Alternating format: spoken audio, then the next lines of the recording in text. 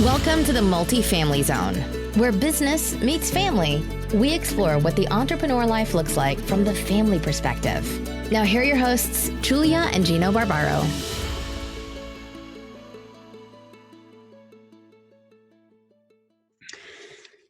Hey everyone, this is Julia Barbaro, host of the Multifamily Zone podcast. I am here with my husband, my co-host, and the co-founder of Jake and Gino, Gino Barbaro. Hi, Gino. Hey, Joel. How you doing? Good. So what are we talking about today? So today is, it's a good topic. I know a lot of people will be very sensitive about it. But the question I'm asking is, are we deciding our kids' future? Do you know what I mean? I know what you mean. You're growing your business for your kids. Right. Is that what you should do when you start a business?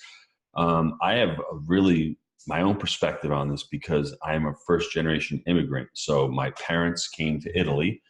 My father didn't have the education to do anything other than to start a business, and he went into the restaurant business, pooled all his money a long time ago and started a business. And they were blessed and fortunate to make me go to college. I was the first one to go to college, and I like business school, but I like business more. I had more of the entrepreneurial drive. So when I got out of college, I said to my dad, I want to do the restaurant. I had gotten into reinsurance accounting. That was painful. It was like watching paint dry on the wall. That's how painful it was. I was commuting to the city. I was literally making like maybe $12 an hour by the time you take everything out.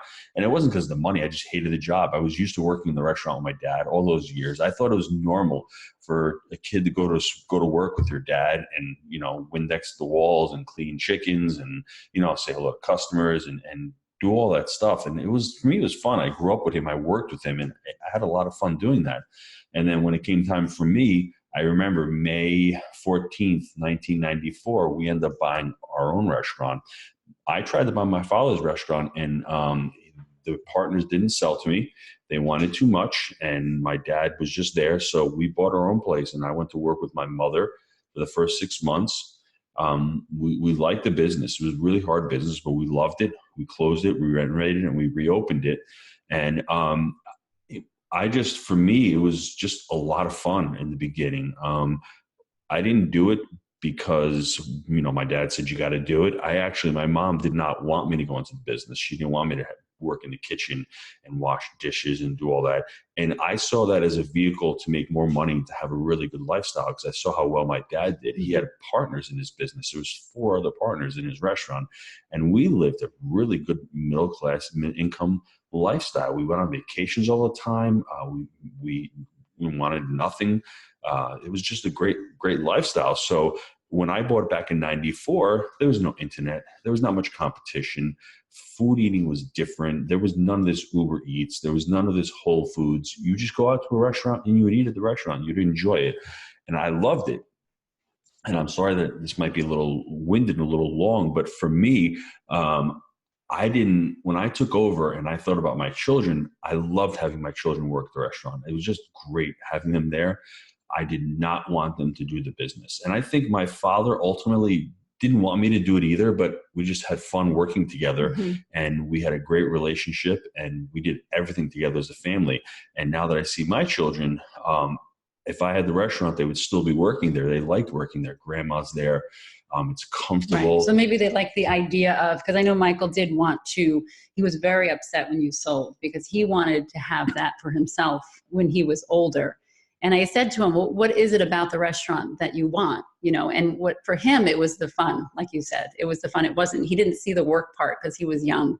So he only saw the hanging out in the front, talking to the people. And I guess you could have that in a sense. But my real question, I guess, is, as parents, we see our kids and we don't want to see them struggle, right? We don't want to see them make mistakes and lose money as they get a little bit older. And so we say, okay, you know what? I want you to go to this college because this is what we did, or this is what we wanted to do. I want you to go to this college and I want you to have this job because it's safe. I hear a lot of this too. I'm building my business and I'm going to hand it to my children so they don't have to worry about the future. They don't have to worry about making money because everything's already there. Here it is, And the question that is never asked is this what your desire is? Is this what your passions are, this company?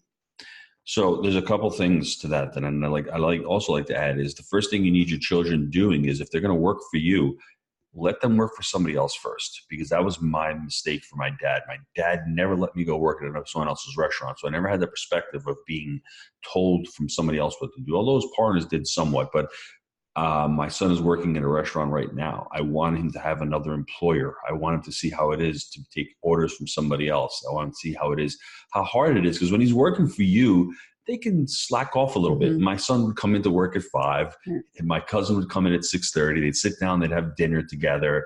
It was but he's a hard worker. He's a great worker. But at the same time, now that he's working for an employer, he's taking out the garbage. He's doing things that he doesn't like to do. So have your children work for somebody else first. Have them work for you, but have them get the experience of working for somebody else. And also, see what they like. See what their interests are. Well, ask them the question. You know how you always talk about with your community, with the coaching. What is your why? And I know that they're young, especially if they're in high school or even in college or even a little older, and they're still not experienced in life.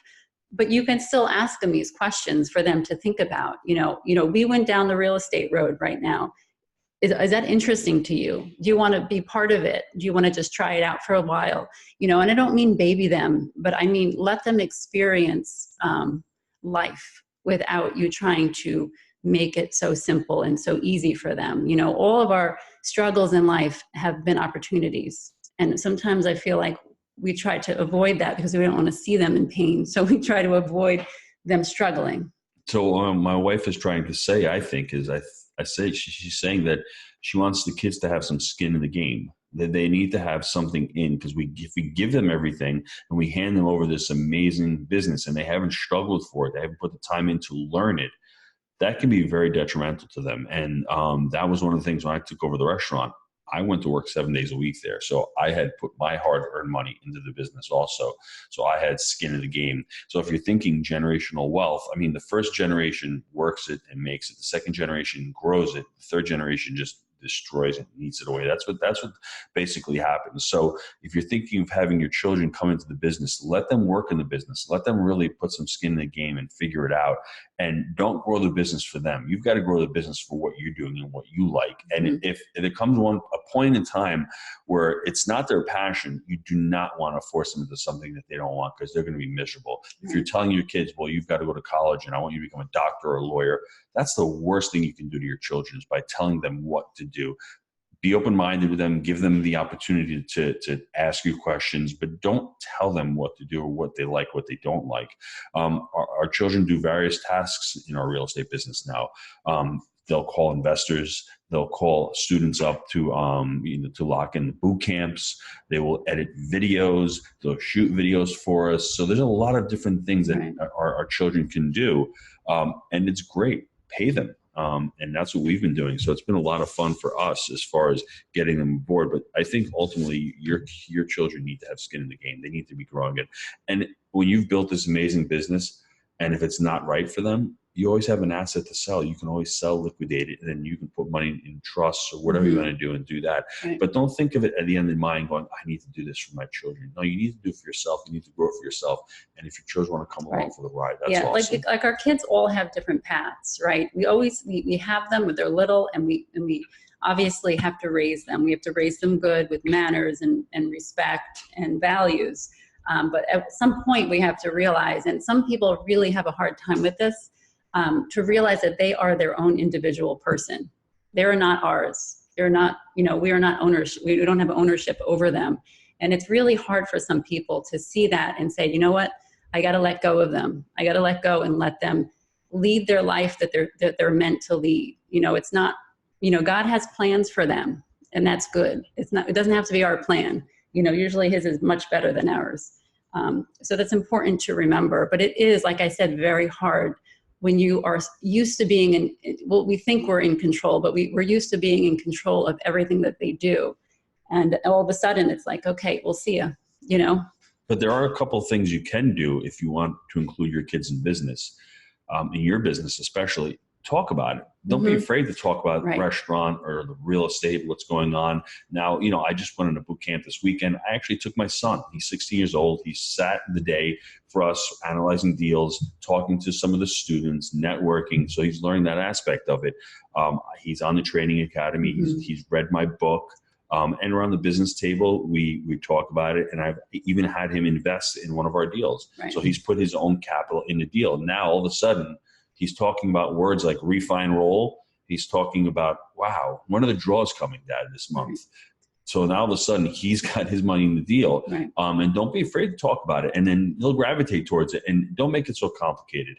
And you have to, at that age, make it fun. One of the lessons I'll tell you all, when kids are growing up, we want them to become these big savers and all that. Children only know instant gratification. They know, if you're taking my money away from me, savings is painful. That's what they're going to remember. But I'll give you this story. My son wanted to buy an amplifier about 2 years ago, and he was just wearing me down. We go on bike rides, and that's all we would talk about. And I simply laid out the fact to him by saying, this amplifier is going to cost $1,200. That's 30% of your net worth. Does that sound like a good idea? And he would sit there and go, yeah, but it's my money. I'm like, it is your money. But at some point I had to step in as the parent and say, that's not a good idea. Right. Fast forward, thank God he didn't buy it because he had the money in the account to invest in one of our deals. And that was the aha moment for him. Wow, that's what savings is all about. But the good thing that you did, is that you didn't say, no, you can't buy it. Sorry. You didn't do that. What you did was explain to him what could happen instead. Hey, what if we do this instead? You didn't straight out say, no, I'm the dad. I said no. And that's important because I felt like it. I know you did. And that would have been the right thing to do. It would have been. But there's no learning lesson there. So. Exactly. And I agree with that. At times it's okay to just say no, but at times it's a better thing to just explain yourself and have them hopefully understand, or at some point understand, Mm-hmm. I like that. So, but what happened with that story is he's got money in the deal right now. Some months we make cash flow, some months we don't, because it's what we're calling a reposition. There's a lot of heavy lifting. So now he's knowing that real estate's risky. I mean, it's not, you're not going to put money in and make it every month, let's say. In this deal specifically, we're going to have to do a lot of work for the next few months, so he knows what's going on with it. Yeah, but again, the communication is the issue here as well, because when we're asking, or even saying, I'm for instance, for you, I'm doing real estate. Are you guys interested in doing it with me? Michael's kind of, okay, maybe he's on board. Gabriella maybe is not so much into real estate, but what she's really good at and what she likes doing is like editing and all that stuff. So thanks, Gabriella, for editing this video. And I think that's important. So there are other tasks if you have a business, a family business, that they could look into and say, what are your strengths and what are your likes? Would you like to try this out? Maybe it's something that you would be great at. But again, it's the communication, and that's as far as us talking to them, but we forget sometimes that we actually have to listen to what their response is. Sometimes we hear it, but we don't actually pay attention to what it is. So for us also, they came to our live event last year. They were all there. They're going to come to the live event this year. So they're definitely being inundated with what's going on with Jake and Gino, what's going on with the real estate. So it's important that they know, because they didn't know for a long time what I was doing, right? Because I wasn't talking to them about it as much. Right. And I wasn't doing the coaching as much and telling them as much. So just be on the verge of just wanting to communicate with them and let them know what you're doing with your business. Another issue that I'm finding too, as far as, having businesses and trying to push it onto your children or whatever, however you want to put it, is that we try to kind of live out our dreams through our children. Right. So if we didn't have these opportunities as, a young teenager or young adult, I didn't have this opportunity. My kids have it now, so I want them to have it. So I'm gonna make sure that they do it because I didn't have that. And that's important to do, but at the same time, it's important to say that was my dream. Their dream might be different. Let me actually ask them, Mm-hmm. Would you agree with that? I would definitely agree with that. So it comes back to saying to them, what do you want to do? And don't pressure your children when they're 18 or 19 to go to college and figure out what they want to do when they're at that age, because it's difficult, because the economy is changing so quickly right now. jobs are coming online, jobs are coming offline. You know, you can look at every industry. There's no more travel agents, right? There's going to be no more waiters or waitresses with artificial intelligence coming online. There's going to be a lot of these jobs that are here today are going to be gone tomorrow. So you want them to just really be educated. You want them to have a social intelligence and emotional intelligence. That's really important. And you want them to have a pretty good business background. And obviously, if the child saying, hey, I want to become a doctor, that's great. I want to become a lawyer, that's great. Let them go to college. But it's important to just continue to communicate with them and show them that you like the business. That's the other thing. I think my children see that I really like what I'm doing. That is important, right? Because Gino doesn't, I know at the restaurant toward the end, it was, like I've said before, that it was, we really all saw him struggle. And so that's when it kind of went down with the kids, that they weren't really interested anymore because they saw him struggle. But with the real estate, they see his excitement. And so they can share in that, which is really helpful. So the other cool thing was we actually started a business years ago called Gino's Family, and it was with the family. It was about YouTube videos, and we wrote a cookbook. And that was really cool. That was the first time that I really said, how can I incorporate my children into something that I really love to do? And that was the first taste of it. That's why I was like, this is actually, great. I'm glad that you brought that up, because to be honest, I completely forgot about that. And that's actually the perfect example, because that's something that you started and it was your passion and it was awesome. And then I became part of it in a sense where I actually loved it as well. And the kids loved it. And it was great for a very short amount of time. And at one point it became very stressful, and it was, and it's like, come on, we got to do another video. And the kids are like, oh, do we have to? And it just became not as exciting as it was, because we were pressuring them to do it. And I saw that the excitement from then, it just left. And I thought, this is not a good thing. We got to either stop doing it or bring the excitement back. So we did. We took a very, very long break. We went back to it a little bit, and it was, they actually did like it. And I realized that we got to keep it fun. We got to keep it exciting for everyone. And if there's that one kid that hates doing it, you have to remember that they could have an opinion. They should have an opinion. Well, there's a couple of problems. The first thing is my wife kept getting pregnant every 2 to 3 years. So that was like putting a little crimp in the business, because she was the editor, she was the videographer, she was, person taking care of the house. So it was really hard at that point, right? Obviously everyone chips in, but when she's holding the camera and doing all the work, it's really difficult to do that. That was a big crimp. The other thing was the how do you monetize a business like that? I didn't know at the time. The internet, it was about 5 or 6 years ago. So things were really humming in, but there was still a lot of stuff that we were learning. I never thought about doing live webinars from the house. I could have done so many different things that I could have made it a lot more fun. We still had the restaurant at the time, but what I loved about that business is the kids were really an integral part, and everyone had their own little role there. And it was just a great, building. And it was with the family. That's what I loved more than anything else. Yeah, it was a beautiful concept. And I know a lot of people got a lot of good things out of it. And we still do encourage cooking together, because it really, really does bring the kids together. Instead of just eating with them, it actually, you get another hour or so with them to be in the kitchen with you, cooking and learning and, making mistakes and all of that. And it's so important. It's so important as a family. So how are we going to wrap this up then? What are your action steps? Well, my action steps are asking yourself, are you deciding your kid's future? Right?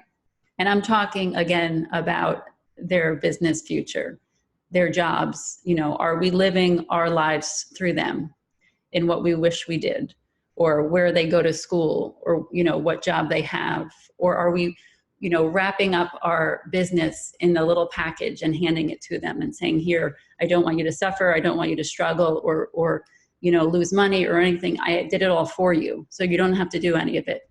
And meanwhile, they missed out on all the opportunities to make mistakes. And I would second that by saying, I think they need to have, like I said already, some skin in the game. They need to make those mistakes, because that's where you learn, right? And you're there to point out the mistakes and not to criticize them, because you never want to criticize your children, say you're bad or not, because then they're just going to stop doing it, right? But you're there to say, hey, listen, we all make mistakes. We learn from mistakes. That's why we make mistakes. It's important too to remind them of your mistakes, especially in business. And it's to be open and say, you know what, I tried this and it didn't work. And I think the last thing is, every problem has an opportunity coming through it. So whatever a problem is, there's usually an opportunity on the other side. And if we become aware of that, we're going to learn so much. We'll be able to teach our kids from those problems as they become opportunities. So growing your business for your kids, I would not recommend doing that. I would say growing your business for yourself and including your kids and seeing if they like it is a much better way. And like I said, if you've got a business and they don't want to take it over, sell the business, gift it to somebody else, do whatever you want, but really focus on growing it for yourself, getting the most enjoyment out of it yourself. And if your kids see you enjoying it, they're more likely to enjoy it also. Yeah, we definitely would love to hear about what you think of this and your experiences in it, because I know there's a lot of you with older children in this situation. So we would definitely love to hear about it. So please leave us any comments or any questions below about what your experience has been putting your children, involving them in the business, not involving them in the business. We'd love to hear it. For us, it's been really positive. I love having my son come with me to these events because he's surrounded by some amazing people in the Jake Gino community. He listens to some great speakers, the great coaches that we have, great role models, and I just want to continue to have him come and continue to learn. So do me a favor, please leave us any questions or comments below, and we'd love to hear them. Yeah. Sounds good. Thanks. We want to thank you all for listening. And if you guys really enjoyed this show, just leave us a review on iTunes. We'd really appreciate it. Till next time, Julia and Gino. We'll see you soon.